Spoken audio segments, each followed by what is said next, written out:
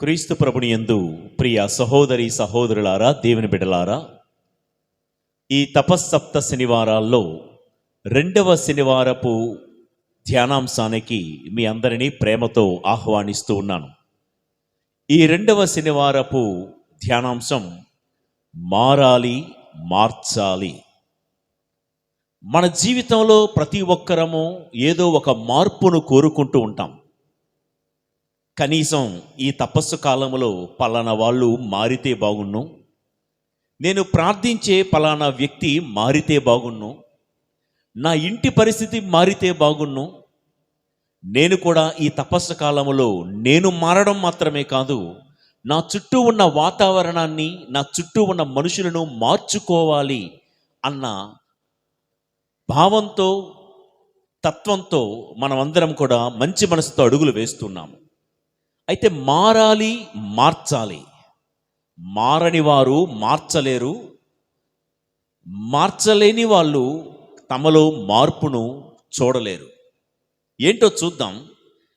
నా ఈ ధ్యానాంశానికి మూలవాక్యంగా న్యాయాధిపతుల గ్రంథంలో నుంచి 8వ అధ్యాయము 1వ వచనం నుంచి కొన్ని మాటలు మనం ధ్యానించుకుందాం. ఎఫ్రాయిము గోత్రముల వారు గిద్యోనుతో, నీవు చేసిన పని ఏమీయూ బాగుగా లేదు. నీవు మిద్యానీయులతో పోరునకు వెడలినప్పుడు మమ్మేల పిలువనైతివి అని తీవ్ర వివాదము పెట్టుకొనిరి. ప్రియులకు దేవుని బిడ్డలారా, ఒక్కసారి నేపథ్యాన్ని వివరిస్తాను, వినండి. మిద్యానీయులు ఇజ్రాయేలీయులను బానిసలుగా కొనుపోయిన రోజులవి.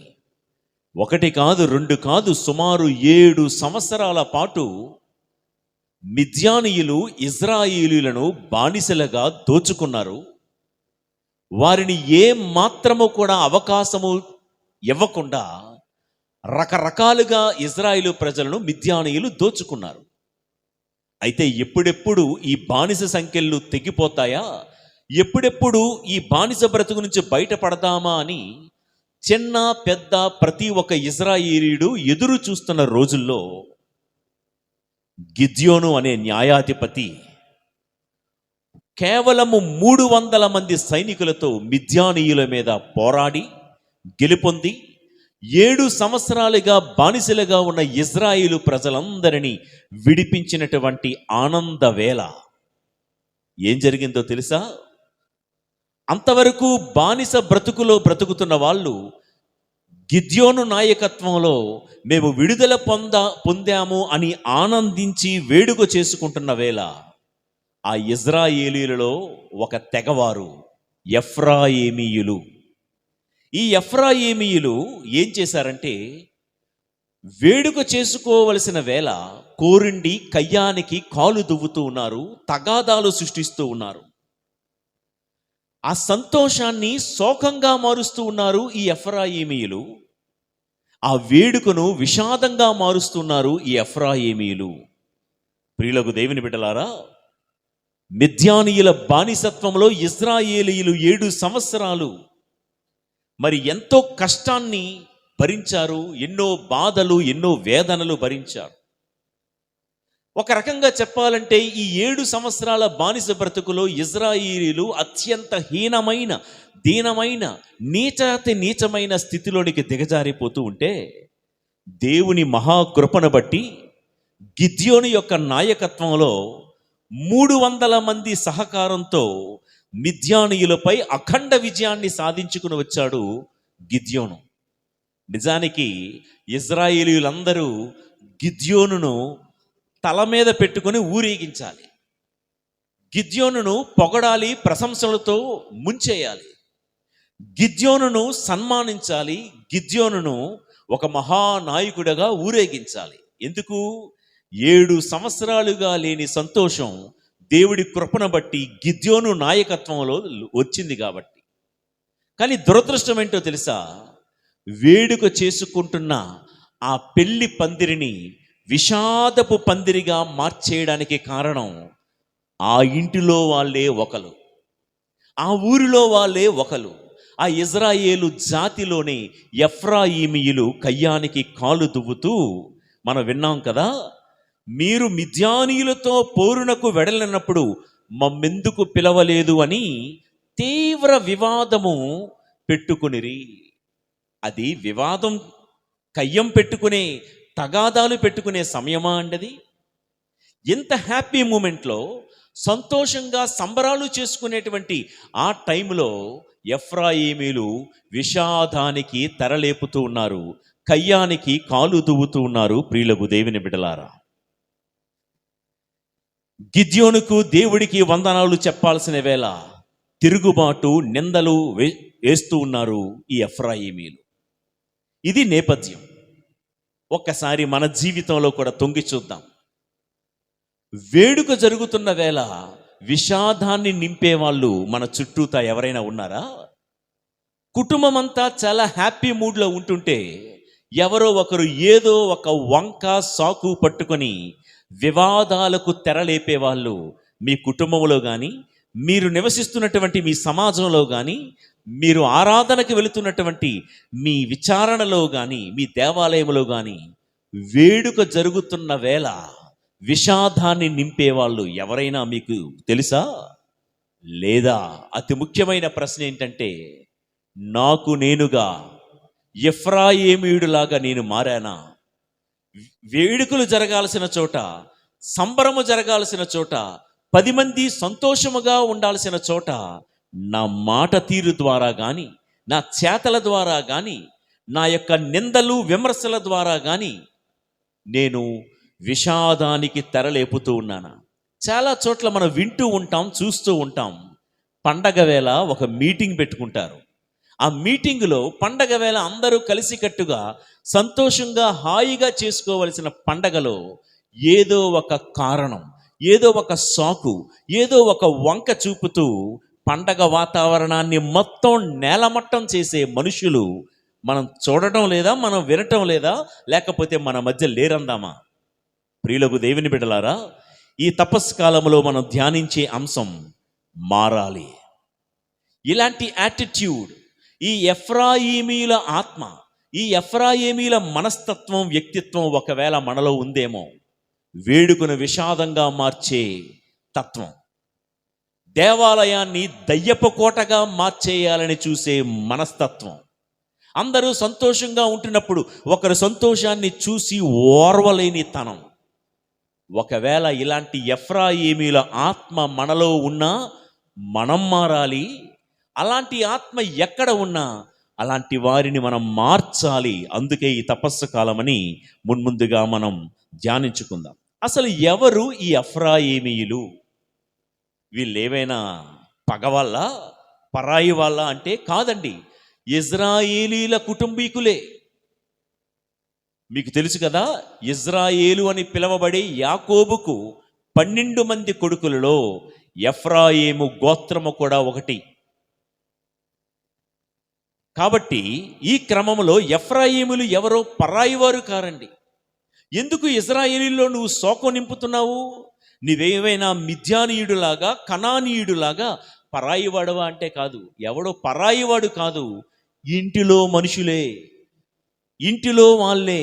ఈ ఎఫ్రాయిమీయుడు అందరూ సంతోషంగా ఉంటూ ఉంటే చూస్తూ ఓరవలేని తనం. ఎఫ్రాయిమీయులు అన్న మాటకు అర్థం కలహవీరులు అని అర్థం. పేరులోనే ఉంది కదండి, కలహవీరులు, గర్విష్ఠులు. అసలు వీళ్ళ ప్రాబ్లం ఏంటండి? ఎందుకు ఈ సంతోషాన్ని శోకంగా మార్చేశారు? ఎందుకు ఈ వేడుక వాతావరణాన్ని విషాదంగా మార్చేశారు? వీళ్ళు ప్రాబ్లం ఏంటో తెలుసా? మిద్యానీయులతో యుద్ధానికి వెళ్తున్నప్పుడు మమ్మెందుకు పిలవలేదు? విన్నారా? గిద్యోనును ఊరేగించాల్సిన వాళ్ళు గిద్యోను మీద వేలెక్కుపెట్టి గిద్యోనును ప్రశ్నిస్తూ ఏమంటున్నారు? నీవు మిద్యానీయుల మీద యుద్ధానికి వెళ్తున్నప్పుడు మమ్మల్ని ఎందుకు పిలవలేదు? Identity crisis. చాలా కుటుంబాల్లో కానీ సంఘాల్లో కానీ ఈ ఒక్క సాకుతోనే, ఈ ఒక్క ప్రశ్నతోనే వేడుకలు విషాదాలుగా మారిపోతున్నాయి. మమ్మల్ని ఎందుకు పిలవలేదు, మమ్మల్ని ఎందుకు గుర్తించలేదు అని తీవ్రముగా వివాదములు పెట్టుకొనిరి అన్న మాట మనం అక్కడ చదువుతున్నాం. అంటే ఏ మాత్రం మర్యాద లేకుండా కలహించారు. ఇక్కడ ఒక ఇంపార్టెంట్ మాట మీరందరూ జాగ్రత్తగా వినండి. ఈ ఎఫ్రాయిములు ఏమి కోరుకుంటున్నారు అంటే, నీవు యుద్ధానికి వెళ్ళేటప్పుడు మాకు ఇవ్వాల్సిన కనీస మర్యాద నువ్వు మాకెందుకు ఇవ్వలేదు, మమ్మల్ని ఎందుకు నువ్వు గుర్తించలేదు, మాకెందుకు ఆహ్వాన పత్రిక పంపలేదు. ఇవే మాటలు మనకు అర్థమయ్యేలాగా ఇంకొక భాషలో చెప్పే ప్రయత్నం చేస్తా. మీరు మీటింగులు పెట్టుకునేటప్పుడు వేదిక మీద మాకంటూ ఒక సీటు ఎందుకు కేటాయించలేదు? మీరు మైకులో అందరి పేర్లు చదివారు కానీ మా పేరు మైకులో 10 మందికి వినబడేలాగా ఎందుకు చెప్పలేదు? మీరు శిలాఫలకాల మీద అందరి పేర్లు రాసినప్పుడు మా ఇంటి పేరు ఎందుకు శిలాఫలకాల మీద రాయలేదు? మీరు పండగలు జరుగుతున్నప్పుడు వాళ్ళకి వీళ్ళకి రీడింగ్స్, పఠనాలు చదవడానికి ఛాన్స్ ఇచ్చారు, మాకు మా పిల్లలకి ఎందుకు రీడింగ్ చదివే ఛాన్స్ ఇవ్వలేదు?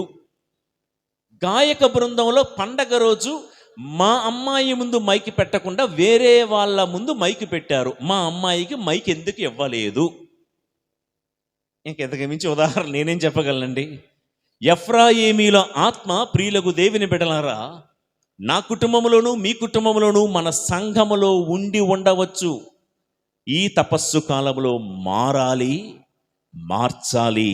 ఇటువంటిది వీళ్ళు ఏమడుగుతున్నారంటే, మాకు ఇవ్వాల్సిన మర్యాద మాకెందుకు ఇవ్వలేదు అని గిద్యోనుతో కలహిస్తూ ఉన్నారండి, వివాదాలు పెట్టుకుంటూ ఉన్నారండి.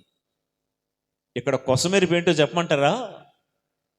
వీళ్ళు, ఈ ఎఫ్రాయిమీలు మర్యాద కోరుకుంటున్నారు కానీ వీళ్ళకు మర్యాద ఇవ్వడం తెలియదు. That's the problem. నిజమే, నువ్వు మర్యాద కోరుకోవడం తప్పు కాదు, కానీ నువ్వు ఏ మర్యాదనైతే ఇతరుల నుంచి కోరుకుంటున్నావో అదే మర్యాద ఇతరులకు నువ్వు ఇవ్వాలి కదా. మన దైనందిన జీవితంలో జరిగే కొన్ని మాటల తీరు చూద్దాం. బాగా కోపంలో ఉన్నప్పుడు ఏమంటారు? ఏయ్ మర్యాదగా మాట్లాడు అంటాడు. ఏయ్ మర్యాదగా మాట్లాడు అనడం మర్యాద?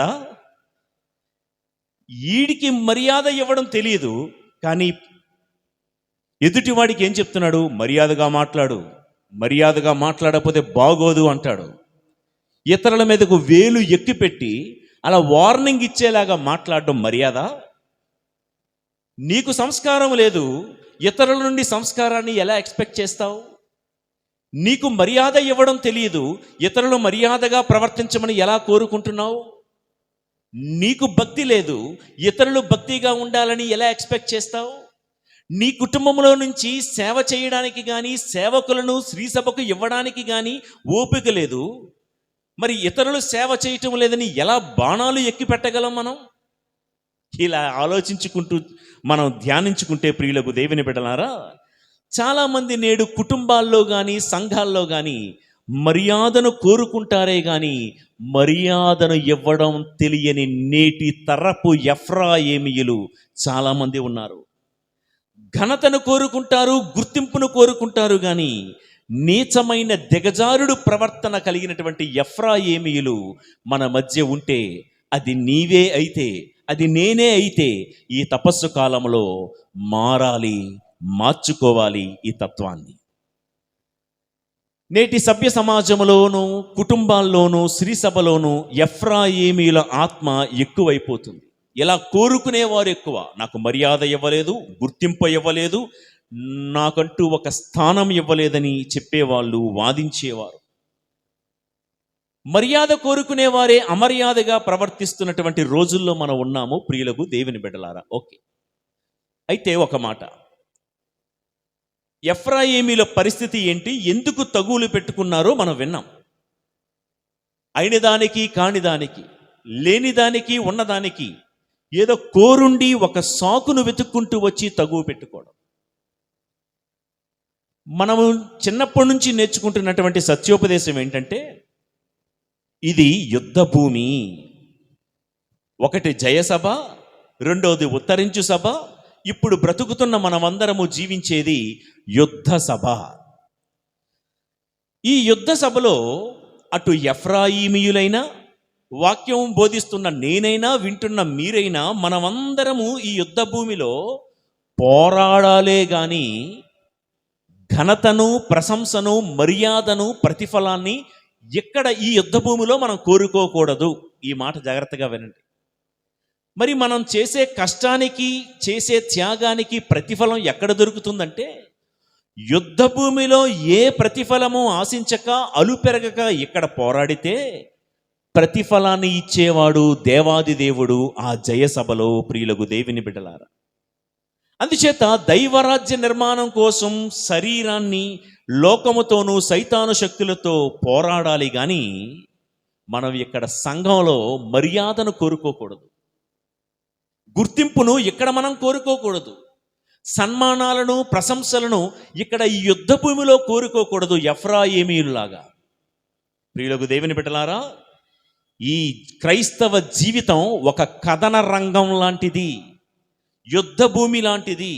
ఈ కథన రంగంలో, యుద్ధ భూమిలో ఉన్నంత వరకు చివరి వరకు ప్రాణాలొడ్డి పోరాడాలే తప్ప ఘనతను, సన్మానాన్ని, ప్రశంసను, గుర్తింపును ఇక్కడ ఆశించకూడదు. ఘనతనిచ్చేవాడు పైనున్న భగవంతుడు జయసభలోనే. ప్రియులకు దేవుని బిడ్డలారా, అయితే ఈ రోజుల్లో మన కుటుంబాల్లో కానీ, మన సంఘాల్లో కానీ, మన విచారణలో కానీ ఇదే గోల. ఏ గోల? ఎవరి గోల వారిది అన్నట్టు. గోల ఏంటో తెలుసా?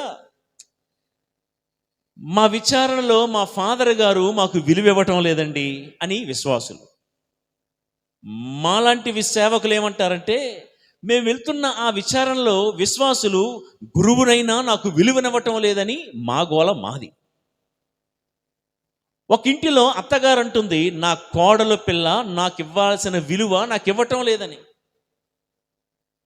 ఆ కోడల పిల్ల అంటుంది, మా అత్తగారు నాకు ఇవ్వాల్సిన గుర్తింపు, ఇంత చాకిరీ చేస్తున్నానే నాకు ఇవ్వాల్సిన గుర్తింపు ఇవ్వటం లేదు అని చెప్తూ ఇంకొక సామెత యాడ్ చేస్తారు, ముందొచ్చిన చెవులు కంటే వెనకొచ్చిన కొమ్ములే మిన్న అని.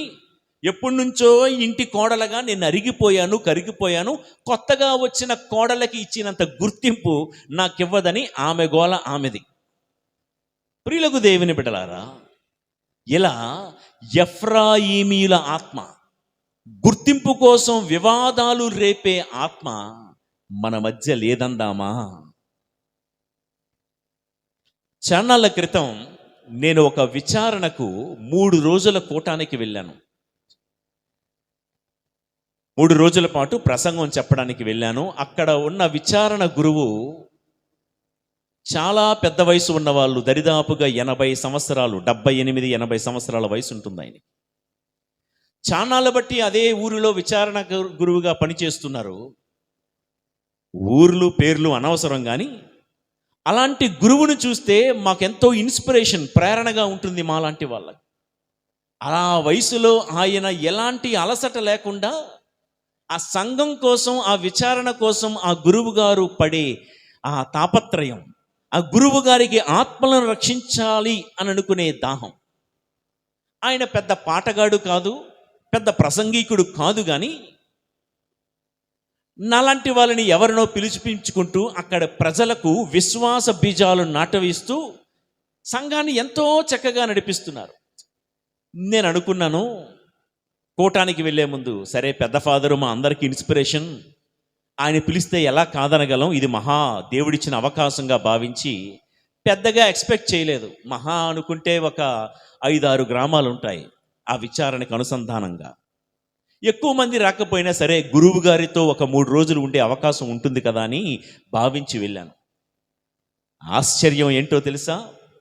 ఆ ఫాదర్ గారు ఎంత ప్రయత్నం చేశారో వేల మంది జనాలను తన విచారణలోనే కాకుండా పొరుగు విచారణ నుంచి కూడా వేల మంది జనాలను అక్కడ సమీకరించుకున్నాడు. చెప్పుకోవడానికి చాలా చిన్న పల్లెటూరే. అలాంటి పల్లెటూరులో ఆర్థిక వనరులు సరిగ్గా లేని ఆ ప్రాంతంలో ఎన్నో వ్యయ ప్రయాసల కోర్చి ఫాదర్ గారు 3 రోజుల కోటాలు నిర్వహించారండి. అందరికీ భోజన సదుపాయం, వసతి సౌకర్యం అంతా బాగుంది. దేవుడి మహాకృప నడిపింపుని బట్టి ఆ 3 రోజుల కోటాలు మహాఫలభరితంగా జరిగాయి, చాలా చక్కగా జరిగాయి. ఎంతో బాగా జరిగిందని అందరూ మురిసిపోతున్న వేళ ఫాదర్ గారి దగ్గరికి వచ్చి కోటాలన్నీ అయిపోయిన తర్వాత జనాలంతా హడావిడిగా ఉన్నారు. ఫాదర్ గారి దగ్గరికి వచ్చి ఫాదర్ కంగ్రాచులేషన్స్ అని చెప్దామని ఫాదర్ రూమ్కి వెళ్తే ఆ పెద్ద ఆయన చిన్న పిల్లోడు మాదిరిగా టవల్ చుట్టేసుకుని ముఖానికి వెక్కి వెక్కి ఏడుస్తూ ఉండడం నేను చూశానండి. ఎంతో ఆనందంగా ఫాదర్ ఉంటారు, ఈ కోటాలు సక్సెస్ అయ్యాయి కదా అని నేను అనుకుంటే ఫాదర్ గారు ఏడవడం చూసి ఆశ్చర్యపోయి ఫాదర్ గారిని పట్టుకొని, ఫాదర్ ఏమైంది, ఏం కారణం, ఎందుకు ఏడుస్తున్నారు, నా వల్ల ఏమైనా పొరపాటు జరిగిందా, నేను మీ ఎక్స్పెక్టేషన్స్ ఏమైనా రీచ్ అవ్వలేకపోయానా, నేను వాక్యం ఏదైనా సరిగ్గా బోధించలేదా, నా వల్ల ఏమైనా తప్పు జరిగిందా అని నేను అడిగితే ఫాదర్ అంటారు, ఫాదర్ మీ వల్ల కాదు, మీరు చక్కగా నడిపించారు, కానీ జరిగిన విషయం ఏంటో ఫాదర్ గారు ఏం చెప్పారంటే, ఆ చుట్టుపక్కల ఉన్న గ్రామాల నుంచి విచారణ నుంచి జనాలు వచ్చి ఎంతో విజయవంతంగా జరిగినటువంటి ఆ యొక్క సువార్త మహాసభలు చివరి రోజు ఒక గ్రామపు పెద్ద ఆయన సుమారు 50 సంవత్సరాలుగా ఈ సంఘంలో విశ్వాసిగా ఉన్నాడు. ఆయన సంఘ పెద్ద. చివరి రోజు మీరు పూజాబలి సమర్పిస్తున్నప్పుడు మీరు పూజలో నిమగ్నమై ఉన్నారు, కానీ పూజ జరుగుతూ ఉన్నప్పుడు ఇక అర్పణల సమయం అవుతున్నప్పుడు ఆ గ్రామ పెద్ద తన ఊరి వారందరినీ, తన కులానికి సంబంధించిన వాళ్ళందరినీ కూడా వేదిక నుండి తీసుకుని వెళ్ళిపోయాడండి. ఆయన వెళ్ళిపోవడం చూసి ఈ పెద్ద ఫాదర్ గారు వెళ్ళి, అయ్యా ఎందుకు వెళ్ళిపోతున్నారు, సువార్త మహాసభలు మీ సహకారంతో ఇంత బాగా జరిగాయి కదా, మీరు ఇలా వెళ్ళిపోవడం నాకు మంచిగా అనిపించటం లేదు, చివరి రోజున మనమందరం కలిసి దేవుడికి వందనాలు చెప్పాలి అంటే ఆయన అన్నాడు, మా ఊరు వాళ్ళు కానీ మా కులానికి సంబంధించిన వాళ్ళు కానీ మేము వాకౌట్ చేస్తున్నాము, మేము ఇక్కడ ఉండం. అయ్యా నా వల్ల ఏమైనా తప్పు జరిగిందా, ఎందుకయ్యా మీరు ఉండట్లేకుండా వెళ్ళిపోతున్నారు అని అంటే ఆయన ఏమన్నాడో తెలుసా, అందరూ పాట పాడుతూ ఉంటే గాయక బృందంలో అందరి ముందు మైక్ ఉంది, నా కూతురి ముందు మైక్ ఎందుకు మీరు పెట్టలేదు, అందరికీ మైకు ముందు పాడే ఛాన్స్ ఇచ్చిన మీరు 50 సంవత్సరాలుగా ఈ సంఘపు పెద్దగా ఉంటున్న నా కన్న కూతురు పాడుతూ ఉంటే మీరు మైకి పెట్టరా, కాబట్టి నేడు మొదలు మా గ్రామస్తులు కానీ మా కులస్తులు కానీ ఈ గుడికి రాము అని వెళ్ళిపోయాడయ్యా అని ఆ పెద్ద ఫాదరు నా చెయ్యి పట్టుకుని కన్నీరు మున్నీరుగా ఏడుస్తూ ఉన్నాడు. ప్రియులకు దేవుని బిడ్డలారా, నేను వ్యక్తిగతంగా ఎరుగుదును, ఆ ఫాదర్ గారు ఒక్కొక్క ఆత్మను దేవాలయములోనికి చేర్చడానికి తన జీవితం అంతా క్రొవ్వొత్తిలాగా కరిగించేసుకున్నాడు. ఎన్నో ఆశలు, ఎన్నో చిన్న చిన్న కోరికలకు దూరం అయిపోయాడు ఆయన.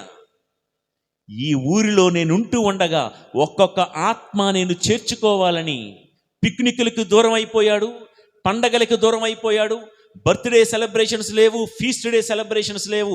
తనకంటూ ఒక జీవితాన్ని, ఒక ఆశను ఆయన పెట్టుకోకుండా బ్రతుకంతా ఆ బిడ్డల కోసమే బ్రతికాడు. సుమారు 12 సంవత్సరాలుగా అక్కడే ప్యారిష్ ప్రీస్ట్ ఆయన.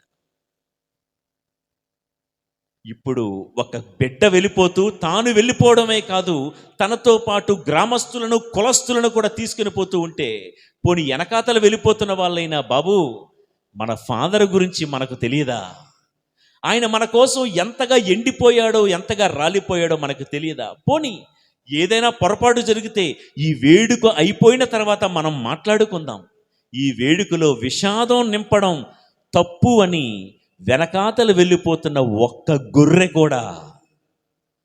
గొర్రె కూడా ఆ సంఘ పెద్దను సరిచేయలేకపోయాయి. కులానికి ఊకొట్టాయి, వర్గానికి ఊకొట్టాయి, తన పెద్దరికానికి ఊకొట్టాయే కానీ గురువు గారు చేస్తున్న త్యాగాన్ని గుర్తించలేని ఎఫ్రాయిమీయుల ఆత్మకు ఆ పెద్ద ఆయన, ఆ ఫాదర్ గారు ఎంతో కన్నీరు మున్నీరుగా వాపోవడం నేను చూశాను. ప్రియులకు దేవుని బిడ్డలారా, ఎందుకు ఈ ఉదాహరణ నేను చెప్తున్నాను అంటే, ఈ క్రైస్తవ జీవితం ఇంతకుముందు చెప్పినట్లుగా ఒక కథన రంగం లాంటిది. మనం బ్రతికినంత కాలము, ఈ జీవితం ఉన్నంత కాలము సంఘ నిర్మాణానికి, ఆత్మలను నిలబెట్టడానికే మనం ప్రయత్నించాలి తప్ప సంఘములో మనము ఎఫ్రాయిమీలుగా మారకూడదు. ప్రియులకు సహోదరి సహోదరులారా, ఈ యుద్ధ భూమిలో చివరి వరకు ఆరాటపడి శ్రమించి ఆత్మలను సేకరించే వారముగా ఉండాలి. ఒకవేళ ఘనత కానీ, మర్యాదను కానీ, గుర్తింపును కానీ కోరుకునే ఎఫ్రాయిము ఆత్మ మనలో ఉంటే, ఈ తపస్సు కాలములో ఈ క్షణమే ఎఫ్రాయిము ఆత్మను మనలో సిలువ వేయాలి మనం.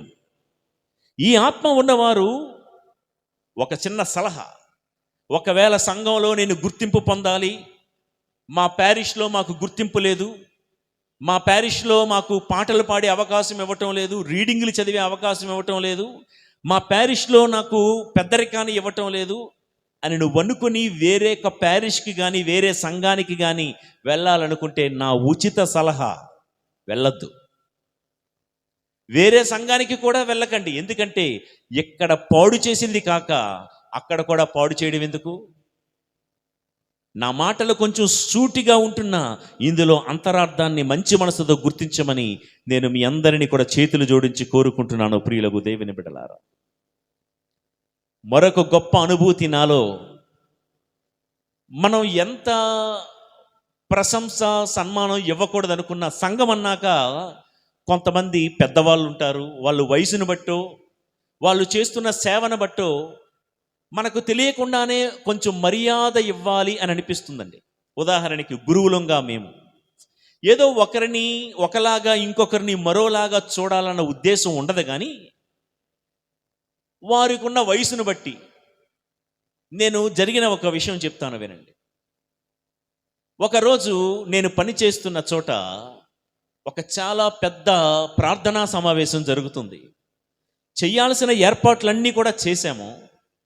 జనాలు తండోపతండాలుగా వచ్చి ఆరాధనలో పాల్గొంటున్నారు. మేమందరం ఆరాధనలో నిమగ్నమైపోయాము.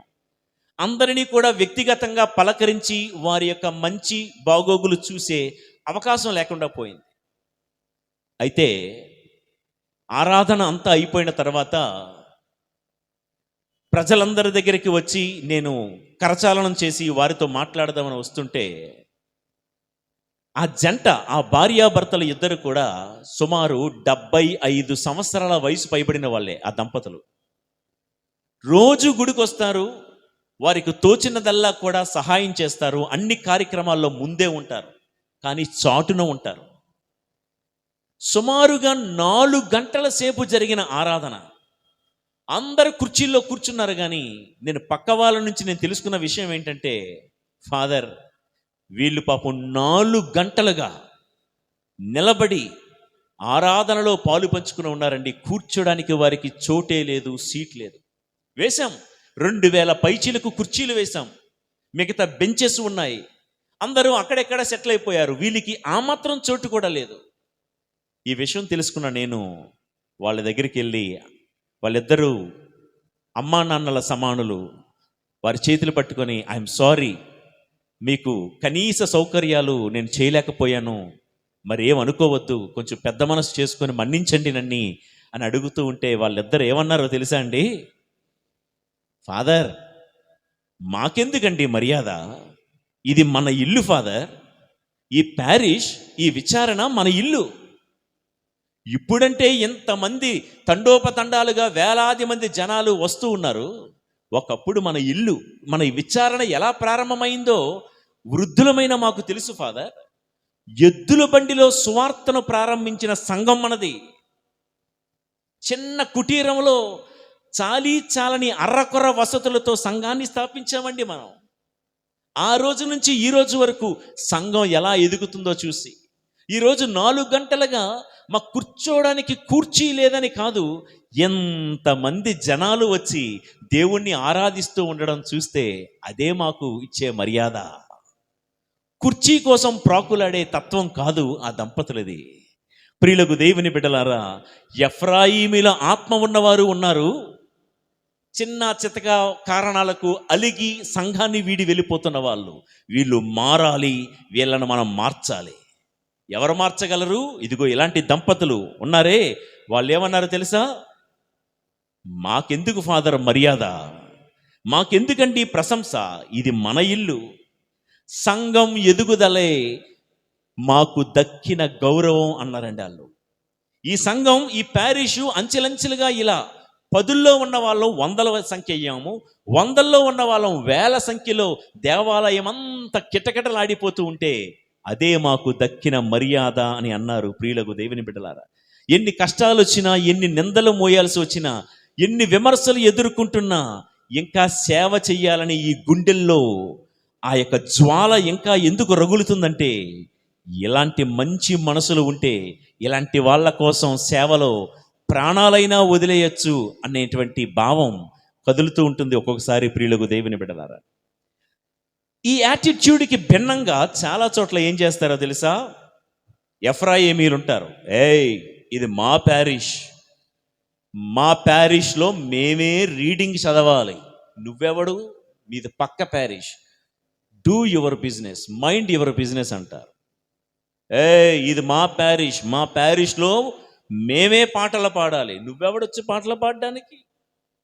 ఈ మాటలు విని విని విని విని విసిగి వేసారిపోయాము. ప్రియులకు దేవుని బిడ్డలారా, మేమే పాడాలి, మేమే చదవాలి, మేమే సన్మానించాలి.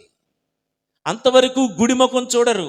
అంతవరకు ఏవైనా కార్యక్రమాలు ఉంటే ఆ యూత్ చేయాలి, డెకరేషన్లు ఏమనంటే యూత్ చేయాలి, బెంచీలు ఏమైనా సర్దాలంటే యూత్ చేయాలి, మరి గుడి గట్రా శుభ్రం చేసి క్లీన్ చేయాలి, బూజులు తొలపాలంటే మర్యాదల సభ్యులు చేయాలి. మరి మీరేం చేస్తారు?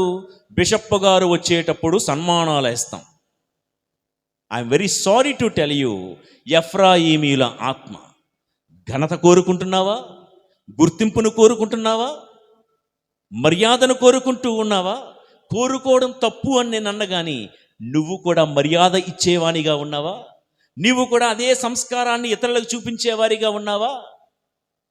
ఒక్కసారి ఆత్మ పరిశీలన చేసుకుందాం ప్రియులకు దేవుని బిడలారా. లూకాసు వార్త 15వ అధ్యాయంలో ప్రభువు దుడుకు చిన్నవాడి కథ చెప్పినప్పుడు మనందరికీ సుపరిచితమే. దుడుకు చిన్నవాడు తిరిగి వస్తుంటే తండ్రి ఎంతో ఆనందంతో వేడుక చేస్తూ ఉన్నాడు. ఆ వేడుక జరిగే చోట అందరూ ఉన్నారు, తండ్రి ఉన్నాడు, సేవకులు ఉన్నారు, అందరూ ఉన్నారు. ఒక్కడు మాత్రం మిస్సింగ్. ఎవరాడు? ఎవరు ఎవరు మీరు చెప్తున్నారు, కానీ నేను అడుగుతున్నాను, ఎవరది? పెద్దవాడని చెప్పకండి. అది నీవేనేమో, అది నేనేనేమో.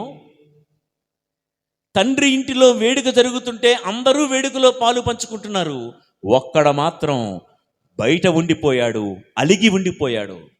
ఆ బయట సంఘానికి బయట ఉండిపోతున్న ఆ పెద్ద కుమారుడిని నేనేనేమో.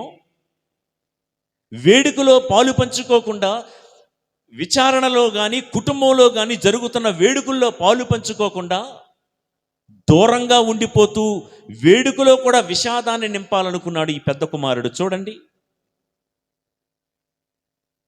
వేడుకలో కూడా విషాదాన్ని నింపే ఎఫ్రాయిము ఆత్మ ఈ పెద్ద కుమారుడి. ఈ పెద్ద కుమారుడు తండ్రిలో ఉన్న ఆరాటాన్ని, తండ్రిలో ఉన్న ప్రేమను గుర్తించలేదు, తన గుర్తింపును తానే కోరుకున్నాడు. అరే, తండ్రిలో ఉన్న ప్రేమను ఆరాటాన్ని గుర్తించకుండా నాకేది గుర్తింపు అని అడిగేవాడు ఎఫ్రాయిమీయుడే కదా. ఇక్కడ దుడుకు చిన్నవాడి కథలో ఒక విషయాన్ని గమనించండి. మనలో చాలామంది పెద్ద కుమారులుగా ప్రవర్తిస్తూ ఉన్నామేమో. ఆ తండ్రి అంటే సంఘమే, సంఘములో ఉన్న ఆ మర్యాద, సంఘములో ఉన్న ప్రేమ, సంఘములో ఉన్న అవసరాలు మనం గుర్తించం. కానీ నాకేది గుర్తింపు? నీవు ఏనాడైనను నాకంటూ ఒక మేకపిల్లనైనా ఇచ్చి ఉన్నావా నా స్నేహితులతో సరదా చేసుకోవడానికి అని పెద్దవాడు తండ్రి యొక్క ప్రేమను, తండ్రి యొక్క ఆరాటాన్ని, తండ్రి యొక్క తపనను గుర్తించలేదు. నాకేది గుర్తింపు అని అడుగుతున్నాడు ప్రియులకు సహోదరి సహోదరులారా, దేవుని బిడలారా. అప్పుడు ఈ మాటలు విన్న తండ్రి అంటాడు, బాబూ, నావన్నీ నీవే అనుకున్నానురా, నాకున్నవన్నీ కూడా నీవే అనుకున్నానురా, నిన్ను నేను ఏనాడు కూడా పరాయివాడిగా చూడలేదురా. అప్పుడు వెంటనే వీడంటాడు, నీకున్నవన్నీ నావే అయితే నువ్వేనాడు నన్ను పరాయివాడిగా చూడకుండా ఉన్నట్లయితే నాకేది మర్యాద, నాకేది గుర్తింపు, నాకేది ప్రేమ, నాకేది మేకపిల్ల? ఇంచేపు ఇదే గొడవ. పెద్ద కొడుకు సంగతి పక్కన పెడదాం. మన ఇంటిలో ఆ ఇంటి బిడ్డలంగా మనం బ్రతుకుతూ ఇదే కదండి గోల మనకు కూడా. నాకేం సంపాదించి పెట్టావు, నాకు ఏ ఇల్లు నువ్వు గడించి పెట్టావు, నాకేం బంగారం ఇచ్చావు, వాళ్ళందరి తండ్రులు అక్కడ ఇక్కడ ఫ్లాట్స్ కట్టుకున్నారు, ఫ్లాట్స్ కొనుక్కున్నారు, భూములు ఇచ్చారు, నువ్వు నాకేమి ఇచ్చావు? బ్రతుకు ఇచ్చాడు చాలదా? బ్రతకడానికి జీవం ఇచ్చాడు చాలదా ఆ తండ్రి నీకు? నువ్వు బ్రతకాలి నీ జీవితం. ఎవరో రెడీమేడ్గా చొక్కా ప్యాంటు కుట్టిస్తే వేసుకొని బలాదూరు తిరగడం కాదు కదా. బ్రతుకిచ్చిన తర్వాత మనము కూడా నాకేది గుర్తింపు అని ఎఫ్రాయిముడిలాగా మనం కంప్లైంట్ చేయకుండా, నీకంటూ నువ్వేం సంపాదిస్తావు, రేపుదయం నీ కొడుకులకేమిస్తావు? నాన్న, నువ్వు నన్ను కని నాకేం ఒరగబెట్టావని నీ తండ్రిని నిలదీసే ముందు, రేపుదయం నీ కొడుకు నిన్ను నిలదీయక ముందే ఏదైనా సంపాదించడానికి ప్రయత్నించు, అప్పుడు మాట్లాడు. ప్రియ సహోదరి సహోదరులారా, దేవుని బిడ్డలారా, ఈ దుడుకు చిన్నవాడి కథలో ఇంతకీ తప్పిపోయింది ఎవరండి? చిన్నవాడా పెద్దవాడా మీకు తెలుసు కదా. ఈ గుర్తింపు కోరుకునే క్రమంలో ఒక చిన్న ఉదాహరణ చెప్తాను. ఎందుకంటే చాలా చోట్ల ఒక మాట ఉంది, ఏంటో తెలుసా? మేము ఎప్పటి నుంచో ఉన్నాము ఈ సంఘంలో, ఈ విచారణలో, కానీ అక్కడున్న గురువు గారికి మేము కనబడం. కొత్తగా వచ్చారే గుడికి, వాళ్ళతో చూడండి ఎంత సరదాగా గురువు గారు మాట్లాడుతున్నారో. వాళ్ళనే పలకరిస్తారు, వాళ్ళ దగ్గరికే వెళ్ళి విషయం చెప్తారు. మమ్మల్ని పట్టించుకోడు. మళ్ళీ అదే సామెత చెప్తారు, ఏమని? ముందొచ్చిన చెవుల కంటే వెనకొచ్చిన కొమ్ములే వాడి అని. అట్టా కాదు, కానీ ఒక చిన్న ఉదాహరణ చెప్తాను వినండి. ఇప్పుడు ఒక తల్లి ఉంది. ఆ తల్లి మొట్టమొదటిగా ఒక బిడ్డను ప్రసవించింది, మగబిడ్డ. అల్లారు ముద్దుగా చంటి బిడ్డను తన ఒళ్ళో కూర్చోబెట్టుకొని స్నానం చేయించి Johnson and Johnson baby powder బాగా అద్ది లాలిపాట జోలపాట పాడి ఒళ్ళో కూర్చోబెట్టుకొని అలా పెంచింది. బాగానే ఉంది. ఒక 2-3 సంవత్సరాల తర్వాత ఆ తల్లి మరొక బిడ్డకు జన్మనిచ్చింది, ఒక చిట్టి చెల్లెలు. ఇప్పుడు చిట్టి చెల్లెలు పుట్టింది. ఇప్పుడు మిమ్మల్ని అడుగుతా ఒక ప్రశ్న, చెప్పండి. ఇప్పుడు ఆ తల్లి ఒడిలో ఎవరుంటారు? చిట్టి చెల్లెలా, లేకపోతే ముందు పుట్టినటువంటి అన్న? ఎవరుంటారు ఒళ్ళో? చిట్టి చెల్లెడే కదా. ఇప్పుడు చిట్టి చెల్లెలను ఒళ్ళో కూర్చోబెట్టుకుంది కదా అని చెప్పి ఆ అన్నయ్య, చెల్లిని ఎందుకు కూర్చోబెట్టావు? ఏమి ముందు పుట్టినవాడిని నేను ఇప్పుడు అలుసైపోయానా? ఇప్పుడు నేను నీకు అక్కర్లేదా? చెల్లంటేనే నీకు ప్రేమ, నేనంటే నీకు చులకన అని అనగలడా? అన్నా అది సబబేనా? ప్రియులకు దేవుని బిడ్డలారా, కొత్త వాళ్ళు రాగానే పాత వాళ్ళను మర్చిపోయాడు అని ఆ బిడ్డ అనడు, మనం అనకూడదు. ఇక్కడ జరిగేది ఏంటంటే, సంఘంలో అప్పుడప్పుడే క్రీస్తు ప్రభు యొక్క విలువలు నేర్చుకునే వాళ్ళు కొంతమంది ఉంటారు. వాళ్ళ మీద మనకు ఎక్కువ కాన్సన్ట్రేషన్ చేయాలి. దారి తప్పిపోయిన వాళ్ళు ఉంటారు, రెల్లు కాడలాగా వంగిపోయిన వాళ్ళు ఉంటారు. వాళ్లకు మనం ఎక్కువ అటెన్షన్ ఇవ్వాలి. ప్రభు అన్నాడు కదా, నేను వచ్చింది వ్యాధిగ్రస్తుల కోసమే వచ్చాను, తప్పిపోయిన గొర్రెపిల్ల కోసమే నేను వచ్చాను. అవునా ప్రభువా? అయితే మా కోసం నువ్వు రాలేదా? ఓకే, బాయ్ బాయ్, సలాం, గుడ్ బాయ్ అందామా? ఆయన ఉద్దేశం ఏంటంటే, నువ్వు నా బిడ్డవే, కానీ దారి తప్పి క్రమము తప్పి చిక్కుల్లో చిక్కుకున్న ఆ గొర్రెను నా భుజాల మీదకి ఎక్కించుకునే మంచి కాపరినయ్యా నేను. ఈ విషయాన్ని మనం గుర్తుంచుకోవాలి ప్రియులకు దేవుని బిడ్డలారా. కాబట్టి మారాలి, మార్చాలి. ఏం మారాలి మనలో? ఎఫ్రాయిమీయుడు ఆత్మ. ఏంటి ఆ ఎఫ్రాయిమీయుల ఆత్మ? అయిన దానికి కాని దానికి, ఉన్నదానికి లేని దానికి కోరుండి వివాదాలు నేర్పే ఆత్మ, కయ్యానికి కాలు దువ్వే ఆత్మ, వేడుకలను సైతము విషాదంగా మార్చేసే ఆత్మ, చీటికి మాటికి అలిగి కయ్యానికి కాలు దువ్వి ఏదో సాకు ఏదో వంక చూపిస్తూ సంఘానికి దూరమైపోయే ఆత్మ, తాను చెడిన కోతి వనమంతా చెడిచినట్లుగా మనము చెడింది మాత్రమే కాకుండా 10 మందిలో కూడా విషాన్ని జన్పించి విషబీజాలు నాటి వారిని కూడా చెడగొట్టే ప్రయత్నం చేస్తామే, అది ఎఫ్రాయిమీల ఆత్మ. ఆ ఆత్మకు మనం ఎప్పుడు కూడా దూరంగా ఉండాలి. ప్రియులారా, మీకు తెలుసా, మట్టి కుండలో నీళ్లు ఎప్పుడు చల్లగానే ఉంటాయి, ఎప్పుడూ చల్లగానే ఉంటాయి. మనం అడుగుదాం, మట్టి కుండ నీలో ఉన్న ఆ నీరు ఎప్పుడు చల్లగా ఉండడానికి కారణం ఏంటి అని అడిగితే, ఆ మట్టి కుండ గర్వంగా ఏం చెప్తుందో తెలుసా? నేను మట్టిలోనే పుట్టిన దాన్నన్న సంగతి నేనెప్పుడూ మర్చిపోను అని. I know that I am made of clay and I am born of mud. Out of clay I am made and unto the clay I would return. నేను ఏ మట్టిలో అయితే పుట్టానో ఒక రోజున ఆ మట్టిలోనే కలిసిపోతానని నాకు తెలుసు. నా పుట్టుక ఏంటో, నా యొక్క పూర్వ వైభవం ఏంటో నాకు తెలుసు. నేనేదో మిద్దెల్లో అంతస్తుల్లో, I'm not born with silver spoon, I know the fact. నేనేదో రాజకోటలో పుట్టిన దాన్ని కాదు, నేను మట్టిలోనే పుట్టాను అన్న నిజాన్ని ఎప్పుడు నా గుండెల్లోనే దాచుకుంటాను. కాబట్టి వారిని వీరిని చూసి నా గుండె రగిలిపోదు. ఆ బంగారు పాత్రను, ఆ వజ్రపు పాత్రను, ఆ పింగాణి గిన్నెను చూసి నేనేమి కుళ్ళు పడిపోను. ఎందుకంటే నాకు తెలుసు నేనేంటో. నేను ఒక మట్టి పాత్రను అన్న సంగతి నాకు తెలుసు. కాబట్టి ఎప్పుడు నాలో ఉన్న నీళ్లు కూల్గా ఉంటాయి, చల్లగా ఉంటాయి. ప్రియులకు దేవుని బిడ్డలారా, ఎఫ్రాయిమీలకు ఈ మాట తెలియదు. అందుకనే ఎగిరెగిరి పడుతూ ఉంటారు. అమ్మో, వాళ్ళకి అవకాశాలు వచ్చేస్తున్నాయి, నాకెవరా?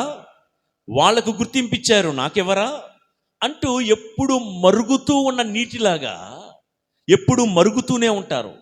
కుళ్ళు, కుతంత్రము, కుట్రలు, దగాలు, మోసాలు ఇలా మరుగుతూ ఉంటారు. కాబట్టి మట్టి కుండలో నీరు చల్లగా ఉంటుంది. ఎందుకంటే దానికి తెలుసు అది మట్టిలో నుండి వచ్చింది అని.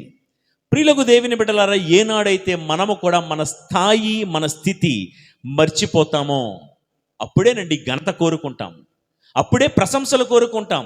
నన్ను 10 మంది పొగడాలి, నాకు 10 మంది గుర్తింపునివ్వాలి. స్థాయి మరిచిపోని మట్టి కుండలాగా ఈ తపస్సు కాలంలో మన స్థాయి, మనము ఎట్టివారేమో మనము తెలుసుకుందాం. మనము ఎక్కడి నుంచి వచ్చామో, దేవుడు ఎక్కడి నుంచి ఎక్కడికి లేవనెత్తాడో మనకు తెలుసుకుంటే ఏ ఘనత మనం కోరుకోము, ఏ ప్రశంస, ఏ పొగడ్త, ఏ సన్మానాన్ని మనం కోరుకోము. మనం ఏం చెప్తామో తెలుసా? దేవా, మేము అయోగ్యులము, మేము బలహీనులము, మేము పాపాత్ములము, ఎట్టి యోగ్యత లేని వాళ్ళము, ఘనత మాది కాదయ్యా, నీకే చెందును అని మనము చెప్పగలము. ఒక్క మాట చెప్తాను వినండి. మనల్ని మనము తగ్గించుకుంటే దేవుడు మనలను ఆకాశమంత పైకి లేవనెత్తుతాడు. అలాగని కాకుండా మనకు మనము మర్యాదను, గుర్తింపును కోరుకొని, ఘనతను కోరుకుని ఉంటుంటే మర్యాదను కోల్పోయి దీనాతి దీనమైన స్థితిలోనికి వెళ్ళిపోయే ప్రమాదం ఉంది. ప్రియులకు దేవుని బిడ్డలారా, సరే, ఎఫ్రాయిమీయుల ఆత్మ ఇది. ఇంతవరకు ఈ ఆత్మ మనలో ఉన్నా మనం మారాలి. ఒకవేళ మన కుటుంబంలో ఎవరిలోనైనా ఉన్నా ఈ తపస్సు కాలంలో, గత వారం మనం మాట్లాడుకున్నామే, లక్ష్యం కలిగి ఉపవాసం చేయాలి. ఏంటి ఆ లక్ష్యం? దేవా, నా ఇంటిలో ఎఫ్రాయిమీయుల ఆత్మ ఉన్న వాళ్ళు ఉన్నారయ్యా, వారిని మార్చు. నా సంఘములో ఎఫ్రాయిమీయులు, మర్యాద వాళ్ళెవ్వరు కానీ ఇతరుల నుండి మర్యాదను కోరుకునే వాళ్ళు ఉన్నారు, వారిని మార్చయ్యా అని మనం ప్రార్థన చేద్దాం. ఇప్పుడు నా ఈ ధ్యానాంశంలో రెండో భాగం ఏంటంటే, మనం ఎంత కాదనుకున్నా ఈ ఎఫ్రాయిమీలు ప్రతి చోట ఉంటారండి. ప్రతి ఫ్యామిలీలో ఉంటారు, ప్రతి విచారణలో ఉంటారు, ప్రతి వీధిలోనూ ఉంటారు. ఎవరి ఎఫ్రాయిమీలు? కలహించువారు, వివాదాలు పెట్టుకునేవాళ్ళు, అయిన దానికి కాని దానికి వివాదాలు లేపేవాళ్ళు, వేడుకను సైతము విషాదంగా మార్చేసే బ్యాచ్, సుఖంగా ఉండాల్సిన టైంను కూడా శోకంగా మార్చేసినటువంటి గ్రూపు ప్రతి చోట ఉంటారు. అయితే వీళ్ళతో మనం ఎలా బ్రతకాలి? ఇది నా ధ్యానాంశంలో రెండో పార్ట్. ఈ ఎఫ్రాయిమీలు ఒక్కొక్కసారి నువ్వు కట్టుకున్న నీ భార్య రూపంలోనే ఉండొచ్చు, భర్త రూపంలో ఉండొచ్చు, చివరికి కన్న బిడ్డల రూపంలో ఎఫ్రాయిమీలు ఉండొచ్చు. వాళ్ళతో మనం ఎలా బ్రతకాలి, ఎలా జీవించాలన్నది నా ఈ పాయింట్. చూడండి, న్యాయాధిపతుల గ్రంథం 12వ అధ్యాయం 1వ వచనము. ముందుగా న్యాయాధిపతుల గ్రంథం 12:1.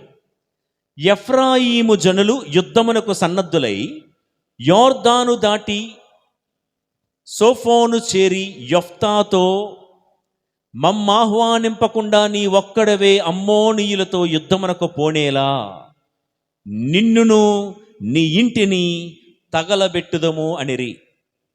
ప్రియులారా, ఎఫ్రాయిమీయులంటే ఎవరని చెప్పామండి? కలహాలు పెట్టుకునేవాళ్ళు, వివాదాలు సృష్టించేవాళ్ళు. ఇందాక ఇప్పుడు మనం ఏం మాట్లాడతామంటే, ఇలాంటి మనుషులతో మనం ఎలా రియాక్ట్ అవ్వాలి? ముందుగా ఒక మాట చెప్తాను. ఇలాంటి ఎఫ్రాయిమీల పట్ల మన తీరు ఎలా ఉండాలి? ముందుగా ఇలాంటి వాళ్ళతో గిద్యోను ఎలా స్పందించాడో విందాం. ప్రారంభంలో చెప్పుకున్నాం, మిద్యానీయులతో గిద్యోను యుద్ధం చేశాడు. 7 సంవత్సరాలుగా బానిస బ్రతుకుతూ ఉంటున్న ఇజ్రాయేలీలను గిద్యోను 300 మంది సైనికులతో యుద్ధం చేసి విడిపించాడు. బాగుంది. ఎంత పోరాటం పోరాడి ఎంత యుద్ధం చేసి వచ్చిన గిద్యోనును నెత్తి మీద పెట్టుకుని ఊరేగించాల్సిన ఎఫ్రాయిమీలు ఏమన్నారో తెలుసా? నీవు పోరునకు పోయినప్పుడు మమ్మేళ పిలవలేదు అని వివాదం పెట్టుకున్నారు.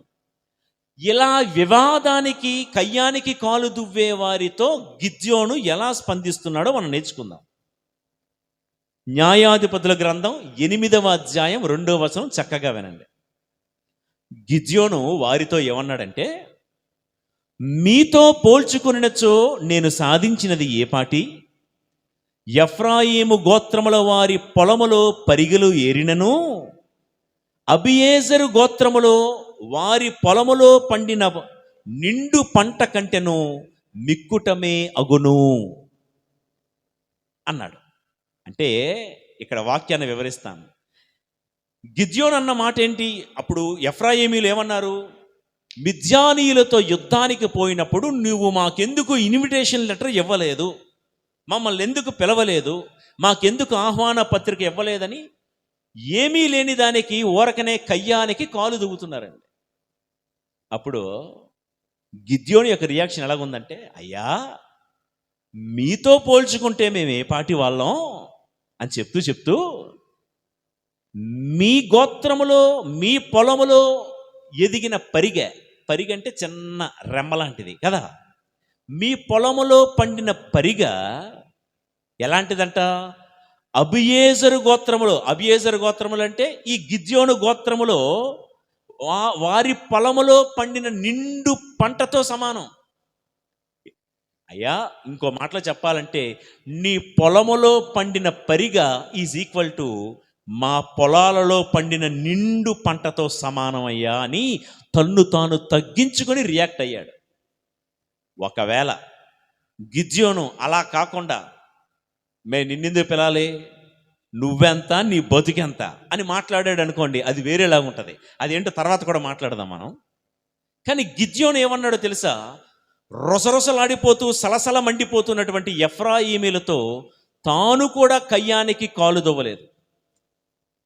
వాళ్ళు రియాక్ట్ అయిపోతున్నారని గిద్యోను కూడా రియాక్ట్ అయిపోకుండా ఏమన్నాడో తెలుసా? మీతో పోల్చుకుంటే ఎఫ్రాయిమీలారా, మీతో పోల్చుకుంటే నేను చేసిన యుద్ధం ఏ పాటిది, నా పరాక్రమం ఏ పాటిది? మీకు అర్థమైనట్టు చెప్తాను వినండి. నేను మిద్యానీయుల మీదకి యుద్ధానికి వెళ్ళాను. ఎవరి మిద్యానీయులు? వారు ఎలకలు లాంటి వాళ్ళయ్యా, ఎలకలు. ఆ మిద్యానీయుల లాంటి ఎలకల మీద పోరాడడానికి మాలాంటి పిల్లులు సరిపోతాయి కానీ మీలాంటి పుల్లులతో ఏం పని అన్నాడు. అంతకే ఫ్లాట్. ఎలకల్ని పట్టుకోవడానికి మాలాంటి పిల్లులు సరిపోతాయి కానీ ఎఫ్రాయిమీయులారా మీరు పులులు, మీలాంటి పులులతో, మీలాంటి పులులు ఎందుకండి ఇవి ఎలకల్ని పట్టుకోవడానికి, మేము ఆఫ్టర్ ఆల్ పిల్లులం కదా అనేసరికి మాటకు మాట తీరుకు సలసల మరిగిపోతున్న ఎఫ్రాయిమీయులు తగ్గిపోయారు. ప్రియులకు దేవుని బిడ్డలారా, ఈరోజు మన కుటుంబాల్లో ఎఫ్రాయిమీయులు తప్పనిసరిగా ఉంటారు. ఆడపిల్లల రూపంలోనో మగపిల్లల రూపంలోనో, అది అన్న రూపంలోనో కోడల రూపంలోనో అత్త రూపంలోనో ఉంటారు. ఊరకనే కయ్యానికి కాలు దువ్వడానికి ఏదో ఒక మాట అనేస్తూ ఉంటారు. అలాంటి వారితో మనము కూడా మాట పెంచుకోకుండా, యుద్ధానికి మనం కూడా తెరలేపకుండా, మేము ఆఫ్టర్ ఆల్ పిల్లులమయ్యా, మీరు పులులు అనేసరికి అక్కడతో తగు అయిపోయింది. బైబిల్ గ్రంథం మాట తీరును గురించి నేర్పిస్తున్న 2 మాటలు చదివి వినిపిస్తాను చూడండి. సామెతల గ్రంథం 15వ అధ్యాయము 1వ వచనం. మృదువుగా మాటలాడినచో కోపము చల్లారును, కటువుగా పలికినచో ఆగ్రహము హెచ్చును. 2వ మాట అదే సామెతల గ్రంథం 15వ అధ్యాయము 4వ వచనంలో, కరుణాపూరితముగా మాటలాడు నాలుక అంటే జిహ్వ జీవవృక్షం వంటిది, కటువుగా మాటలాడు నాలుక హృదయమును కృంగదీయును. వింటున్నారా? యాకోబు గారు రాసిన లేఖ 3వ అధ్యాయము 5-6 వచనాల్లో కూడా చక్కగా నాలుక మాట తీరు గురించి చెప్పే మాటలు. మన నాలుక విషయమును ఇంతే, అది ఒక చిన్న అవయవమే అయినను తనను తాను పొగడుకొనుట యందు అది దిట్ట. ఒక చిన్న నిప్పు రవ్వ ఎంత విస్తారమైన అడవినైనా తగలబెట్టును.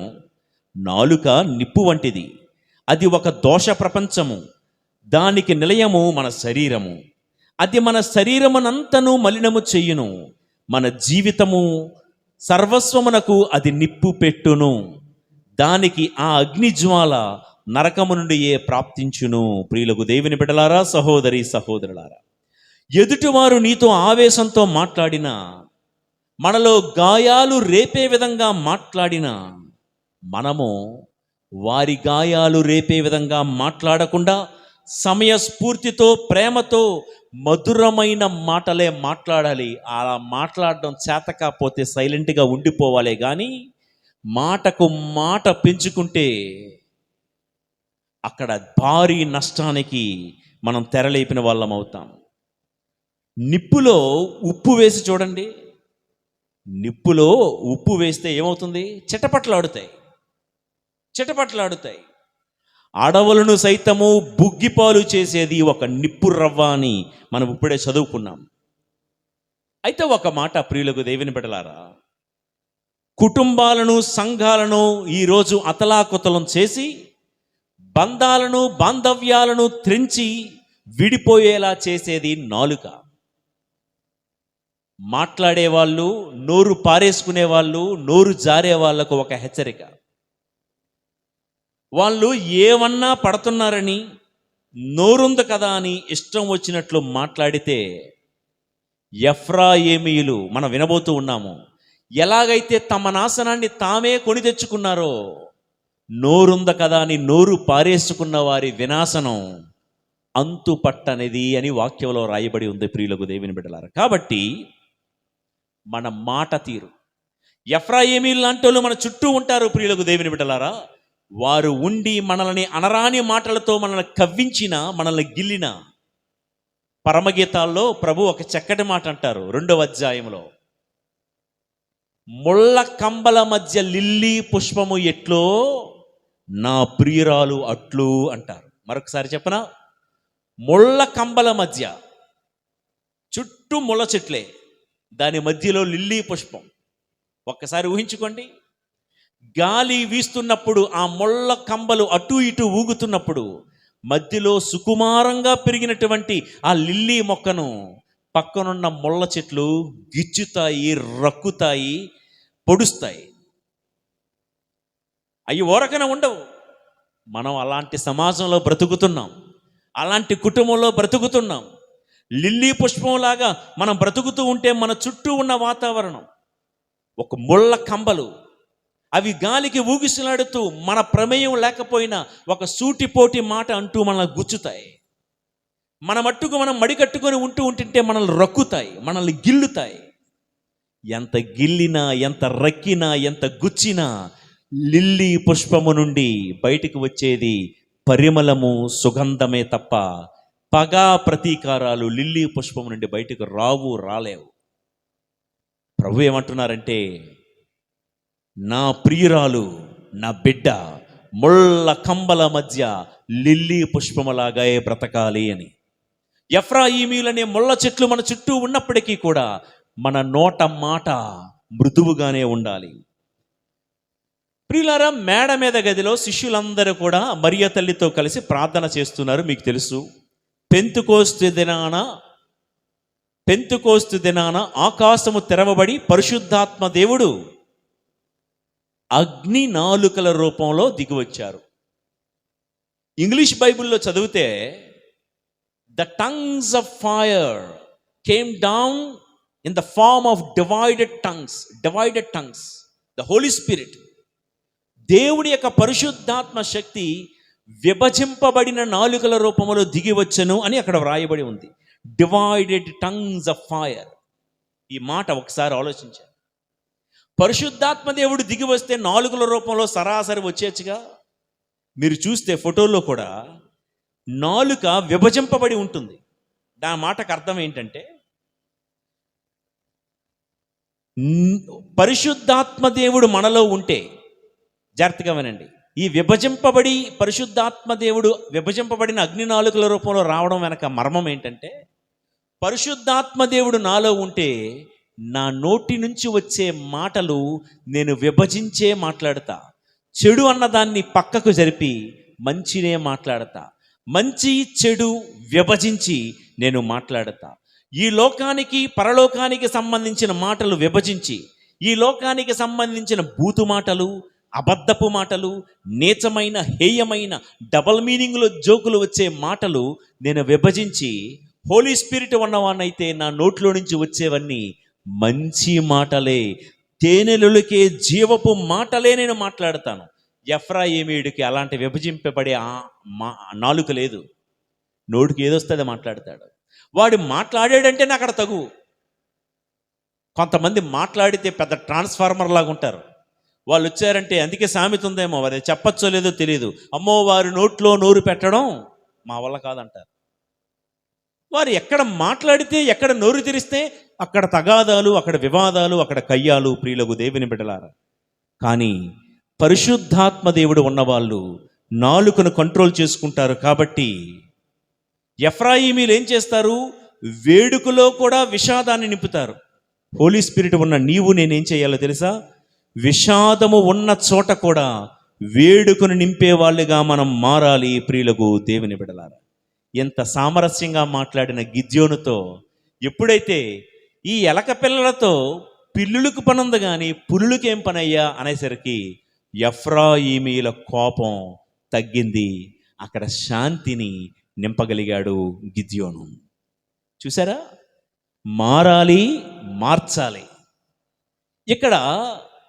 ఇక్కడ చూడండి, గిద్యోను ఏం చేశాడు?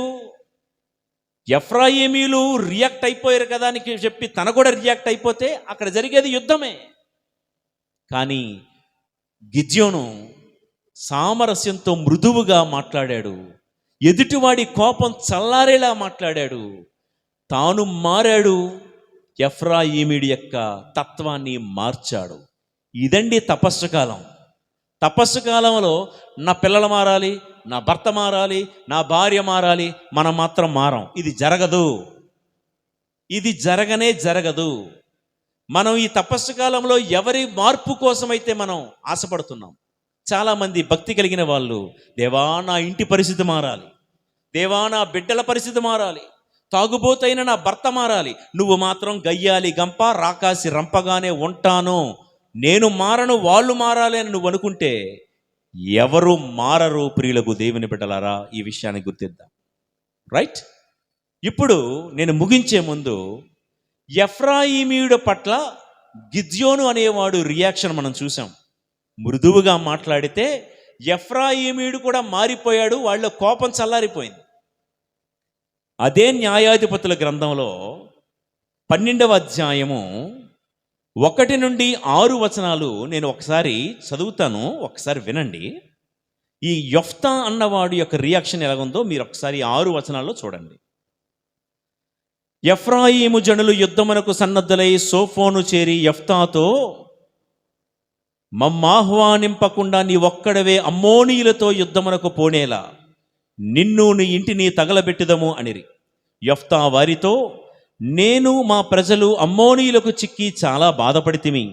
నేను మీకు కబురు పెట్టి తిని గాని మీరు నన్ను ఆదుకొనలేదు. ఎవరనూ సహాయపడుటకు రాకుండట చూచి ప్రాణములు గుప్పిట పెట్టుకొని నేనే శత్రువుల మీదకి పోతిని. యావే నాకు విజయమును ప్రసాదించెను. నేడు నాతో మీరు జగడము పెట్టుకోనేలా అనెను. యెఫ్తా గిలాదీయులందరినీ ప్రోగు చేసుకుని ఎఫ్రాయిమీలతో పోరు సల్పగా ఎఫ్రాయిమీలు ఓడిపోయిరి. వారు, ఎఫ్రాయిము మనష్షే మండలములో వసించు గిలాదీయులారా, మీరు ఎఫ్రాయిము నుండి పారిపోయి వచ్చిన వారే గదా అని గేలు చేయుచుండిరి కనుక తగిన శాస్తిని అనుభవించిరి. గిలాదీయులు ఎఫ్రాయిమీయులను యోర్దాను రేవు దాటనీయలేదు. ఎఫ్రాయిమీల నుండి పారి వచ్చిన వారెవరైనా రేవును దాటబోయినచో గిలాదీయులు, నీవు ఎఫ్రామీయుడువు గావా అని అడిగేటివారు. అతడు కాను అన్నచో వారు షిబ్బోలెతు అను మాటను ఉచ్చరింపుము అనిడివారు. అతడు ఆ మాటను ఉచ్చరింపలేక సిబ్బోలెతు అనిడివాడు. వెంటనే గిలాదీయులు అతనిని పట్టుకొని రేవు కడనే వధించెడివారు. ఈ రీతిగా ఎఫ్రాయిమీయులు 42,000 మంది మడసిరి. ప్రియులకు దేవుని బిడ్డలారా, నేను చదివింది మీకు ఏమైనా అర్థమైందా? అర్థం కాకపోతే వివరిస్తాను, వినండి. ఇంతకుముందు న్యాయాధిపతుల గ్రంథం 6-7 అధ్యాయాల్లో మనం విన్నాం ఏమని, ఇదే ఎఫ్రాయిమీయులు గిద్యోను దగ్గరికి వచ్చి మమ్మల్ని ఎందుకు పిలవలేదు అన్నారు. సరే, ఆ ఎలకలతో పిల్లులమైన మాకు పని కానీ పులులైన మీకేంటంటే కూలయ్యారు, శాంతించారు. చెంత చచ్చినా పులుపు చావలేదు అన్న సామెత మీరు ఎరుగుదురు కదా. ఈ 8వ అధ్యాయంలో సైలెంట్ అయిన వాళ్ళు కొన్ని రోజులు బాగానే గడిచారు, కొన్ని రోజులు బాగానే ఉన్నాయి. మళ్ళా 12వ అధ్యాయం వచ్చేసరికి ఈ ఎఫ్రాయిమీయులు కుక్క తోక వంకరి మాదిరిగా మరలా మొదలెట్టారు. ఏంటది? ఈసారి న్యాయాధిపతి గిద్యోను కాదు, యెఫ్తా. ఏం పేరండి? యెఫ్తా. గిద్యోను టైంలో మిద్యానీయుల మీద ఎలాగైతే యుద్ధానికి వెళ్ళాడో, యెఫ్తా కాలంలో అమ్మోనీయుల మీద యుద్ధానికి వెళ్ళాడండి. అమ్మోనీయులు అయితే నిజానికి అమ్మోనీయుల మీద యెఫ్తా అనేవాడు తన ప్రాణానికి తెగించి పోరాడాడు. ఆ పోరాటంలో తనకు లేక లేక కలిగిన ఒక్కగానొక్క తన కుమార్తెను కూడా ప్రాణదానం చేశాడు, బలిదానం చేశాడు యెఫ్తా. అమ్మోనీయులతో ప్రాణానికి తెగించి తన కన్న కూతురిని కూడా బలిదానం ఇచ్చినటువంటి యెఫ్తాను ఇజ్రాయిలందరూ నెత్తి మీద పెట్టుకుని ఊరేగించాలి నిజానికి. ఎందుకంటే అతడు చేసిన త్యాగం మహా గొప్పదండి. ఇజ్రాయేలు దేశం కోసం తన ప్రాణానికి తెగించి త్యాగం చేసినవాడు. ఇలాంటి వాణ్ణి ఊరేగించి జేజేలు పలికి వేడుక చెయ్యాలి. కానీ ఎఫ్రాయిమీలు ఏమన్నారో తెలుసా? నేను చదివి వినిపించాను కదా. యెఫ్తాను పట్టుకొని కాని మాటలు, హాని మాటలు అని అనడం మాత్రమే కాదు, ఇంకొక అడుగు ముందుకేసి వారితో యుద్ధం జరుగుతున్నప్పుడు మమ్మల్ని ఎందుకు పిలవలేదు కాబట్టి నిన్ను నీ ఇంటిని తగలబెట్టేస్తాం. చెప్పానుగా ఇందాక, నోటికి ఎంత వస్తే అంత మాట్లాడే తత్వం ఎఫ్రాయిమీల తత్వం. అది మన ఇంట్లో ఉన్నారేమో, మన సంఘంలో ఉన్నారేమో, మన వీధుల్లో ఉన్నారేమో తెలియదు నాకు. నిన్ను నీ ఇంటిని తగలబెడదాం అన్నారు. ఈ యెఫ్తా ఈ మాట అనగానే గిద్యోనైతే ఏమనేవాడు? ఏదో మళ్ళీ మృదువుగా మాట్లాడి వీళ్ళ కోపాన్ని చల్లార్చేసేవాడు. అందుకే అక్కడ ఏ హత్యలు జరగలేదు, ఏ కయ్యాలు జరగలేదు, సైలెంట్ అయిపోయారు. యెఫ్తా అలాంటోడు కాదండి. యెఫ్తా ఏం చేశాడంటే, అంటే నిజానికి యెఫ్తా ఎంతో త్యాగం చేశాడు. ఏ త్యాగం చేశాడు తెలుసా? నా వంశం నిలబడేదానికంటే దేవుడి వంశం నిలబడాలని తాను చచ్చిపోవడానికి, తన కన్న బిడ్డను కూడా బలివ్వడానికి కూడా వెనుకంజ వేయలేదు. అంత త్యాగం చేసినోడికి రోషం రాదు? ఇక్కడ చిన్న మాట, యెఫ్తా జీవితంలో నాకు నచ్చే మాట ఏంటంటే, నా వంశాంకురం కంటే దేవుని వంశం నిలబడాలని యెఫ్తా త్యాగం చేశాడు. ఈ క్షణంలో అమ్మా, నీ ఇంటి బిడ్డ ఒక్కరోజు నీ కంటికి కనబడకపోతే విలవల్లాడిపోతావే. మన కళ్ళ ముందు మనకు పుట్టినటువంటి పిల్లలు ఒక్కరోజు కంటికి కనబడకపోతే ఎంతో బాధపడిపోతాం. ఈ సమయంలో గురువులుగా, కన్యాస్త్రీలుగా తమ తమ బిడ్డలను స్త్రీ సభకు అంకితం ఇచ్చినటువంటి తల్లిదండ్రులు, కష్టం వచ్చినా, బాధ వచ్చినా, రోగం వచ్చినా, చివరికి చావే వచ్చినా తమ పిల్లలు తమ దగ్గర ఉండలేరని తెలిసి కూడా సేవకు అంకితం ఇచ్చినటువంటి అనేక మంది తల్లిదండ్రులకు ఈ యూట్యూబ్ సాక్షిగా నా జోహార్లు. అయితే 6వ వచనంలో చూడండి, ఇక్కడ ఏం జరిగిందంటే, నిన్ను నీ ఇంటిని తగలబెట్టేస్తామని ఎఫ్రాయిమీలు అనగానే గిద్యోనులాగా యెఫ్తా కంట్రోల్ చేసుకోలేకపోయాడు. వెంటనే ఈ యెఫ్తా ఏమన్నాడో తెలుసా? తన చుట్టూ ఉన్న గిలాదీయులను పిలిచి, గిలాదీయులు, ఎఫ్రాయిమీలు, ఇజ్రాయేలీలు అందరూ ఒకటే, అందరూ ఒకే ఫ్యామిలీ. చూడండి మరి ఇక్కడ ఎప్పుడైతే మనం ఒకే కుటుంబం, ఒకే ఫ్యామిలీ అన్న సంగతి మర్చిపోయి ఏదో యెఫ్తా ఒక పరాయివాడు అన్నట్టు. అసలు బ్యాక్గ్రౌండ్ ఏంటంటే, నిజానికి యెఫ్తా ఒక వేశ్యకు పుట్టినవాడు అన్నమాట. కొన్ని పరిస్థితుల వల్ల ఈ బ్యాక్గ్రౌండ్ మైండ్లో పెట్టుకొని మాట్లాడుతున్నాడు. చాలామంది మన సమాజంలో బ్యాక్గ్రౌండ్లో మైండ్లో పెట్టుకొని మాట్లాడతారు. ముప్పు నాశనం ఎవరికో ఇప్పుడు చెప్తాను వినండి. బ్యాక్గ్రౌండ్లో పెట్టుకొని మాట్లాడకండి. ఇప్పుడు ఉన్న పరిస్థితుల్లో ఈ వ్యక్తి ఎలాంటి వాడో అదే అవసరం. తాతల నాడు, తండ్రుల నాడు ఏం జరిగింది అన్నది అనవసరం. యెఫ్తాతో ఎఫ్రాయిమీలు ఎప్పుడైతే ఇట్లా మాట్లాడారో, గిలాదీయులు అంటే యెఫ్తా ఏ గిలాదీయులతో కలిసి అమ్మోనీయుల మీద గెలిచాడో, గిలాదీయులు ఏం చేశారో తెలుసా అండి? ఎఫ్రాయిమీలను ఊరి పొలిమేరల వరకు వేటాడి తరిమేశారండి. బాగుంది. పోని వీళ్ళందరూ నన్ను వేటాడుతున్నారు, అమ్మో నేనేదో కాని మాట మాట్లాడానేమో, తప్పుడు మాట మాట్లాడానేమో అని అరచేతిలో ప్రాణాలు పెట్టుకొని అప్పుడైనా బుద్ధి తెచ్చుకోవాలా ఈ ఎఫ్రాయిమీలు? ఏమన్నారో తెలుసా? ఊరకనే కవ్వింపు మాటలు. ఒరే గిలాదీయులారా, మీరు కూడా పారిపోయి వచ్చేసిన వాళ్ళే కదా. ఇదే చెప్తున్నాను ప్రియులకు, దేవుని బిడ్డలారా, కొంతమందికి ఎన్ని దెబ్బల మీద దెబ్బలు తగిలినా బుద్ధి మారదు ఎఫ్రాయిమీల ఆత్మ. దేవుడు అప్పటికీ చూపిస్తూ ఉంటాడు 1, 2. ఇదిగో నీ వంకరతనానికి, నీ వంకర జీవితానికి, నీ వంకరి ప్రవర్తనకు నీకు ఈ దెబ్బలు తగులుతున్నాయి, మారు అని. మారినట్టే అనిపిస్తారు, కనిపిస్తారు, మారరు. ఎఫ్రాయిమీడు కూడా గిద్యోను టైములో ఇక మారినట్టే కనిపించాడు, యెఫ్తా టైంకి వచ్చిన తర్వాత రెచ్చిపోయాడు. వాళ్ళు ఏం చేశారంట చూడండి. ఇలా బుద్ధి మారనటువంటి ఎఫ్రాయిమీలను పట్టుకొని గిలాదీయులు 42,000 మందిని ఓచకోత కోసి చంపేశారండి. చాలా బాధాకరమైనటువంటి విషయమైనా సరే ఈ మాట చెప్పాలి. ఒకవేళ యెఫ్తా గనక గిద్యోనులాగా సామరస్యంగా ఉన్నట్లయితే ఈ 42,000 మంది చచ్చిపోయే వాళ్ళ కాదు కదా. 42,000 మంది చనిపోవడానికి కారణం ఎవడో ఏదో వాగాడని, పేలాడని, ఏదో ప్రలాపనలు చేశారని గిద్యోనులాగా యెఫ్తా కంట్రోల్ చేసుకోలేకపోయాడు. 42,000 మంది చావునకు కారణమయ్యాడు. ఇక్కడ ఒక మాట, మన జీవితంలో కూడా ఎఫ్రాయిములు మన చుట్టూ ఉంటారు. కొన్నిసార్లు నీ భర్తే, నీ భార్యే ఒక ఎఫ్రాయిము కావచ్చు. నువ్వెంత మంచిగా ఉంటున్నా నువ్వు కట్టుకున్న భర్తే తన నోటి మాట ద్వారా ఎఫ్రాయిముడులాగా నీ మనసు బాధ కలిగించేలాగా ఉండొచ్చు. నీ భార్య అలా ప్రవర్తించి ఉండొచ్చు. కొన్నిసార్లు రక్తం పంచుకుని పుట్టినటువంటి తోబుట్టువులే, మన పొరుగువారే, మన బంధువులే, మన చుట్టాలే ఎఫ్రాయిమీలాగా మారి మనల్ని రెచ్చగొట్టేవారై ఉండొచ్చు. కొన్నిసార్లు దేవాలయానికి వచ్చినటువంటి తోటి విశ్వాసులే, లేకపోతే తోటి సేవకులే రెచ్చగొట్టే ఎఫ్రాయిము ఆత్మ కలిగిన వారై ఉండొచ్చు. మనం ఎటువైపు ఉందాము? గిద్యోనులాగా సామరస్యంగా ఓర్చుకుందామా? యెఫ్తాలాగా రియాక్ట్ అవుదామా? గిద్యోనులాగా ఓర్చుకొని మార్చుకుంటే ఏ ప్రాణ నష్టం జరగలేదు.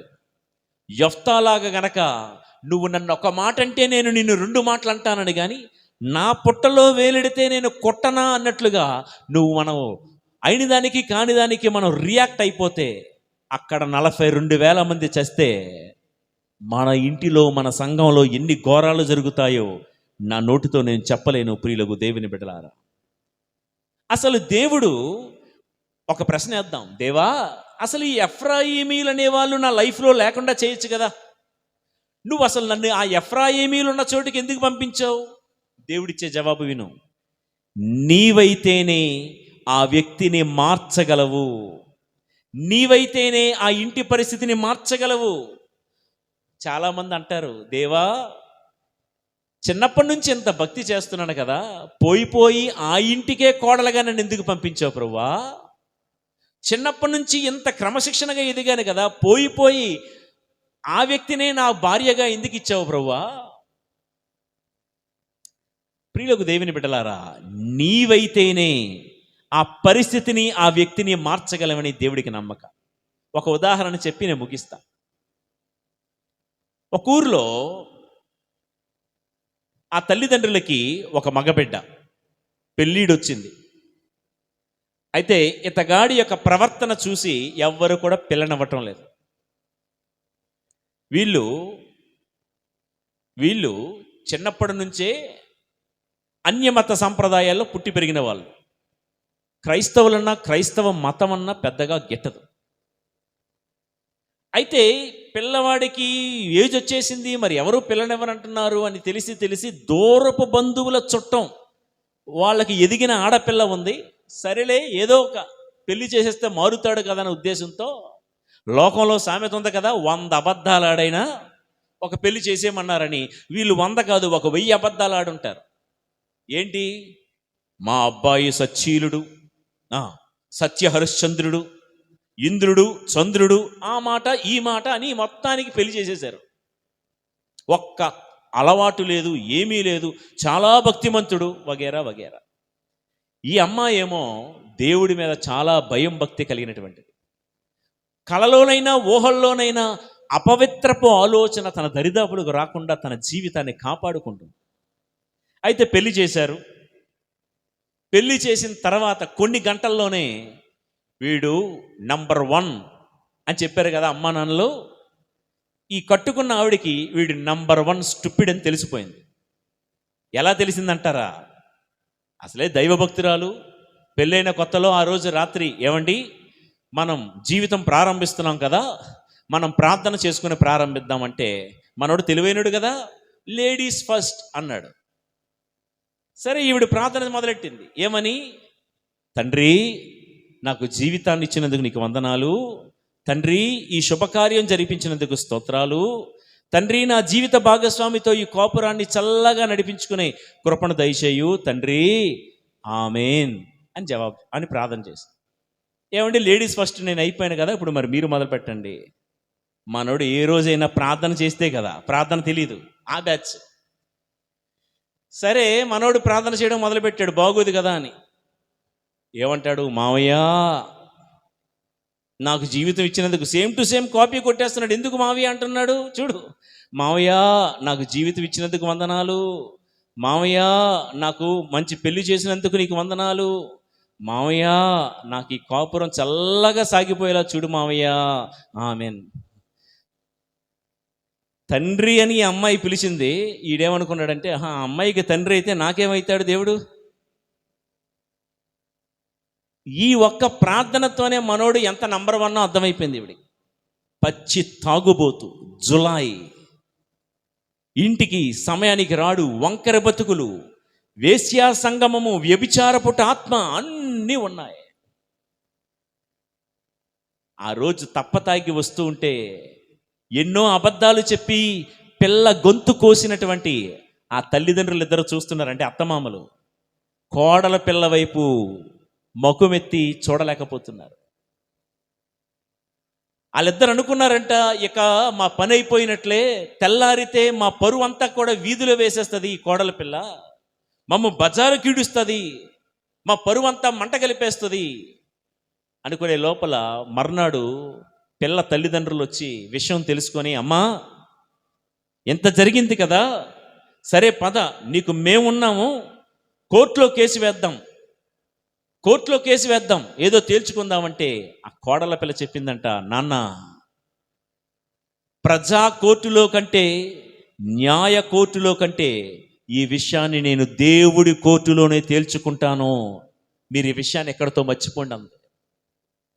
ఆ రోజు నుంచి ఈ ఇంటి కోడలు తిరగబడతాదేమో, ఎఫ్రాయిమీయురాలాగా ఒకవేళ రియాక్ట్ అవుతాదేమో అనుకున్నారు అత్తమామలును భర్త కూడా. కటిక ఉపవాసం చేస్తూ భర్త మారు మనసు పొందడం కోసం ప్రార్థన చేస్తూ ఉంటే ఆమెలో ఉన్న మంచితనాన్ని ఆవిడ మరి కక్కుకుంటూ వచ్చినటువంటి ఆ భర్తకు చేస్తున్న సేవను చూసి 1 నెల మారలేదు, 2 నెలలు మారలేదు, 6 నెలలకి భర్త మనసు కరిగి, నాకు నా కన్న తల్లి కూడా నా ఒంటిని శుభ్రం చేయడానికి అసహించుకునేది, నువ్వు ఏ మాత్రం అసహించుకోకుండా ఎంత సేవ చేస్తున్నావు, ఎక్కడి నుంచి వచ్చింది నీకు ఈ యొక్క శక్తి, ఈ సహనం అంటే, నా దేవుడు ఒక మంచి సమరయుడిలాగా ఎలా సేవ చేయాలో నాకు నా దేవుడు నేర్పించాడు, ఇది నేను నేర్చుకుంది నా దేవుడి దగ్గర నుంచి అని అంటే, ఆ సేవ, ఆ మంచితనాన్ని చూసినటువంటి అత్తమామలు అంటారు కదా, నువ్వే ఇంత మంచిదానివైతే నువ్వు ఆరాధిస్తున్న నీ దేవుడు ఇంకెంత గొప్పవాడో కదా అని అత్తమామలు, కట్టుకున్న భర్త అందరూ కలిసి మారాడు. ప్రియులకు దేవుని బిడ్డలారా, ఇక్కడ ఒక ప్రశ్న మనందరికీ. ఈ కోడలు పిల్ల ప్రశ్నిద్దాం అనుకుంది దేవుణ్ణి, దేవా ఎంత భక్తి చేసే నన్ను ఈ దయ్యాల కొంపలో ఎందుకు పడేశావయ్యా అంటే, దేవుడిస్తున్న సమాధానం, నువ్వైతేనే ఆ ఇంటి పరిస్థితిని మార్చగలవు, నువ్వైతేనే నీ భర్త ఎఫ్రాయిమీయుడు కదా ఇంతవరకు, ఎఫ్రాయిమీను మార్చగలవు. నా ప్రియ దేవుని బిడ్డలారా, తపస్సు కాలంలో మార్చాలి.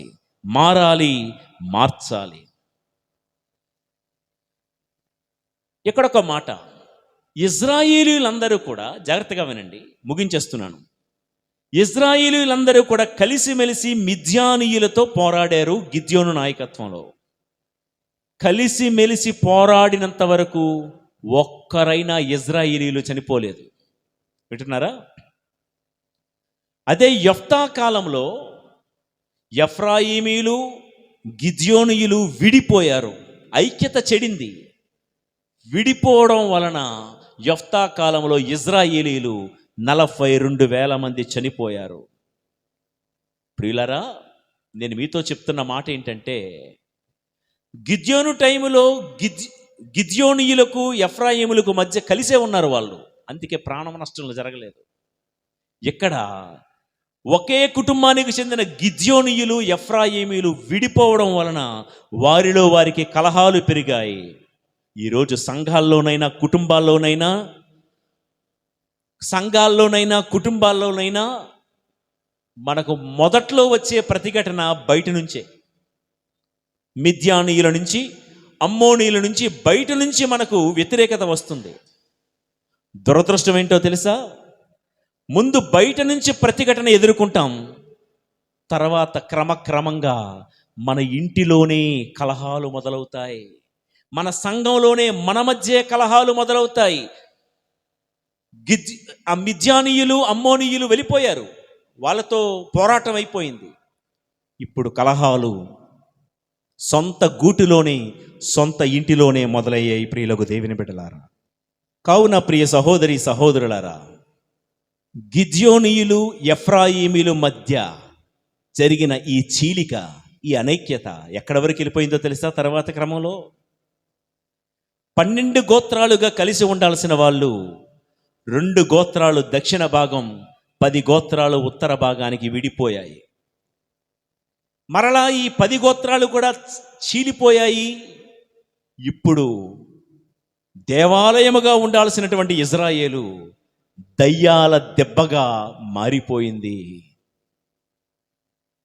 ఒక్క ప్రశ్న వేసి ముగిద్దాం.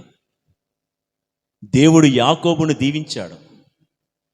నీవు నీ తరాలను, తరతరాలను నేను ఆశీర్వదిస్తాను, నేను నీకు తోడుగా ఉంటాను అని దేవుడు యాకోబును, ఇజ్రాయేలును దీవించాడు. ప్రియులకు దేవుని బిడ్డలారా, దేవాలయముగా ఉండాల్సిన ఇజ్రాయేలు దయ్యాల దెబ్బగా, దయ్యాల కోటగా మిగిలిపోవడానికి కారణం ఏంటో తెలుసా? ఎఫ్రాయిమీల ఆత్మ, కలహాలు, వివాదాలు లేవనెత్తే ఆత్మ. ఈరోజు ఒక ఇజ్రాయేలే కాదు, మన సంఘమైన, మన కుటుంబమైన, ఎక్కడ ఎప్పుడు ఎఫ్రాయిమీలు మనకు తారసపడినా ఓడిపోయామో అని అనుకోకుండా, నేను కూడా వారిలాగా కారం ఉప్పు తినటం లేదా, నేను మనిషిని కాదా అని రియాక్ట్ అయిపోకుండా, గిద్యోనులాగా మళ్ళా మనం తగ్గించుకుంటూ రియాక్ట్ అవ్వకుండా సామరస్యంగా మృదువైన మాటలు మాట్లాడుతూ ఉందాం. కయ్యానికి కాలు దువ్వే వారితో మనము కూడా కాలు దువ్వుతే యెఫ్తా సమయంలో జరిగిన నష్టమే నేటికి మన మధ్య జరిగే ప్రమాదం ఉంది. కాబట్టి మనం బ్రతుకుతున్నది, మన మధ్య ఉన్న ఈ తపస్సు కాలం ఎందుకయ్యా అంటే మారాలి, మార్చాలి. ఏం మారాలి? నాలో కలహించు వివాదములాడే ఎఫ్రాయిము ఆత్మ ఉంటే నేను మారాలి. నా చుట్టూతా ఎఫ్రాయిము ఆత్మ తిరుగుతూ ఉంటే వారిని నేను మార్చాలి.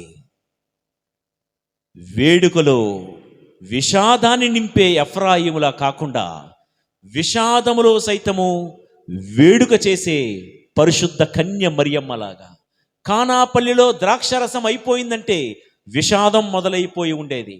ఆ కొరతను కూడా పూడ్చింది, విషాదాన్ని కూడా మళ్ళీ వేడుకగా మార్చింది తల్లి మరియ తన ప్రార్థన ద్వారా. ఆ రీతిగా మనం మారుదాం. ఈ తపస్సు మనందరిలో ఒక ఉషస్సుగా మారి మనందరి జీవితంలో వెలుగులు పూయించునుగాక. ఆమెన్. ప్రభువు మీతో ఉందురుగాక, మీ ఆత్మతో నుండునుగాక. సర్వశక్తిగల సర్వేశ్వరుడు పిత, పుత్ర, పవిత్రాత్మ దేవుని దీవెనలు సర్వదా మనకు తోడై ఉండి మనల్ని నడిపించి కాపాడునుగాక. ఆమేన్. తపస్సు కాలం, ఆధ్యాత్మిక ఉషస్సు కాలం, పాపపు టెండుటాకులు రాలే కాలం, ఆత్మఫలాలు చిగురించే కాలం, మట్టి పెళ్ళలు కరిగి సారవంతమైన భూమిగా మారే సేద్యపు కాలం, పంటలు పగిలి కళాఖండాలుగా మారే అద్భుత కాలం. ఈ విభూతి బుధవారంతో యుద్ధం మొదలవుతుంది. ఈ యుద్ధంలో నిలవాలి, గెలవాలి. ఈ తపస్సు కాలంలో కోడూరు మాతతో శిలువ చెంత తపస్సప్త శనివారాల ఆరాధనలో పాల్గొని ఈ తపస్సును ఉషస్సుగా, ఎడారిని ఏదేనుగా మార్చుకుందాం రండి. కోడూరు మాత పుణ్యక్షేత్రములో తపస్సు కాలములో వచ్చే 7 శనివారాల్లో మన ధ్యానాంశాలు: 1వ శనివారం ఉపవాసమా, అపహాస్యమా? 2వ శనివారం మారాలి, మార్చాలి. 3వ శనివారం కత్తెర, జర భద్రం. 4వ శనివారం ఏమైంది ఈ సంఘానికి? 5వ శనివారం దేవుని చేతిలో ఉంటే ఏమవుతుంది? 6వ శనివారం జీవితం మురికైతే ఇక అంతేనా? 7వ శనివారం కలువా నీకు ఇంతుందా? ఇత్యాది ధ్యానాంశాలను తపస్సప్త శనివారాల్లో మనం ధ్యానించుకోబోతూ ఉన్నాము. ప్రతి శనివారం ఉదయం 8 గంటల నుండి అఖండ జపమాల, అనంతరం పరిశుద్ధ శిలువ మార్గం, దివ్య సప్రసాద ఆరాధన, కరుణ జపమాల, వాక్కు పరిచర్య, దివ్య బలి పూజ అనంతరం ప్రతి ఒక్కరికి ప్రేమ విందు కలదు. ప్రియులారా, తపక్కాలములో పాప పశ్చాత్తాప పాదయాత్రకు మీ అందరినీ ప్రేమతో ఆహ్వానిస్తూ ఉన్నాము. మార్చి నెల 2వ శనివారం అనగా మార్చి 9వ తేదీ పాప పశ్చాత్తాప పాదయాత్ర కోడూరు మాత పుణ్యక్షేత్రంలో నిర్వహించబడును. విశ్వాసులందరూ మీ ప్రాంతాల నుండి పుణ్యక్షేత్రానికి పాదయాత్రగా తరలివచ్చి ఆరాధనలో పాల్గొనండి. ఈ కార్యక్రమాలన్నిటినీ స్ట్రీమ్స్ ఆఫ్ గ్రేస్ అనే యూట్యూబ్ ఛానల్ ద్వారా వీక్షించగలరు. ప్రేమతో ఆహ్వానిస్తున్న వారు విశ్వాసులందరితో కలిసి మీ ఫాదర్ యుగల్ కుమార్ పసుపులేటి.